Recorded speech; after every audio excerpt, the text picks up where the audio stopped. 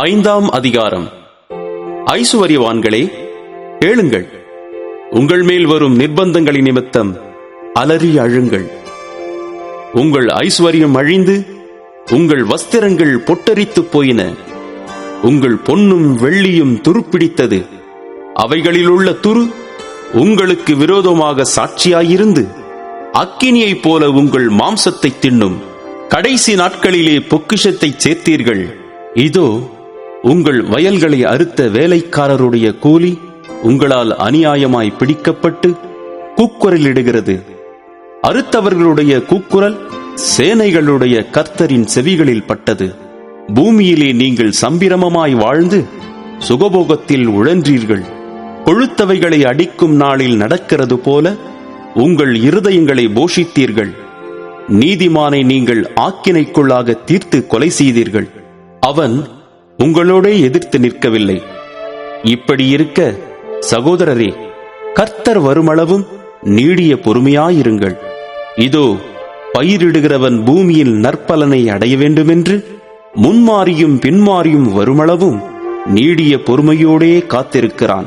நீங்களும் நீடிய பொறுமையோடு இருந்து உங்கள் இருதயங்களை ஸ்திரப்படுத்துங்கள்.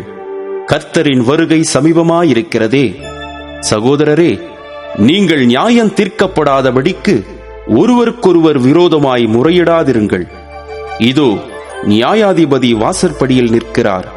என் சகோதரரே, கர்த்தருடைய நாமத்தினாலே பேசின தீர்க்கதரிசிகளை துன்பப்படுதலுக்கும் நீடிய பொறுமைக்கும் திருஷ்டாந்தமாக வைத்துக் கொள்ளுங்கள். இதோ, பொறுமையாயிருக்கிறவர்களை பாக்கியவான்கள் என்கிறோமே.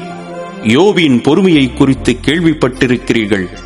கர்த்தருடைய செயலின் முடிவையும் கண்டிருக்கிறீர்கள். கர்த்தர் மிகுந்த உருக்கமும் இரக்கமும் உள்ளவராயிருக்கிறாரே.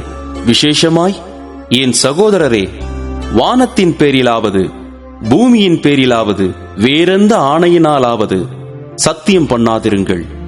நீங்கள் ஆக்கினைக்குள்ளாக தீர்க்கப்படாதபடிக்கு உள்ளதை உள்ளதென்றும் இல்லதை இல்லதென்றும் சொல்லக் கடவீர்கள். உங்களில் ஒருவன் துன்பப்பட்டால் ஜெபம் பண்ணக் கடவன். ஒருவன் மகிழ்ச்சியாயிருந்தால் சங்கீதம் பாடக் கடவன். உங்களில் ஒருவன் வியாதிப்பட்டால் அவன் சபையின் மூப்பர்களை வரவழைப்பானாக. அவர்கள் கர்த்தருடைய நாமத்தினாலே அவனுக்கு எண்ணெய் பூசி அவனுக்காக ஜெபம் பண்ணக் கடவர்கள். அப்பொழுது விசுவாசமுள்ள ஜெபம் பிணியாளியை இரட்சிக்கும். கர்த்தர் அவனை எழுப்புவார். அவன் பாவம் செய்தவனானால் அது அவனுக்கு மன்னிக்கப்படும். நீங்கள் சொஸ்தமடையும்படிக்கு உங்கள் குற்றங்களை ஒருவருக்கொருவர் அறிக்கையிட்டு ஒருவருக்காக ஒருவர் ஜெபம் பண்ணுங்கள். நீதிமான் செய்யும் ஊக்கமான வேண்டுதல் மிகவும் பலனுள்ளதாயிருக்கிறது. எலியா என்பவன் நம்மைப் போல பாடுள்ள மனுஷனாயிருந்தும் மழை பெய்யாதபடிக்கு கருத்தாய் ஜெபம் பண்ணினான். அப்பொழுது 3 வருஷமும் 6 மாதமும் பூமியின் மேல் மழை பெய்யவில்லை. மறுபடியும் ஜெபம் பண்ணினான். அப்பொழுது வானம் மழையை பொழிந்தது. பூமி தன் பலனை தந்தது.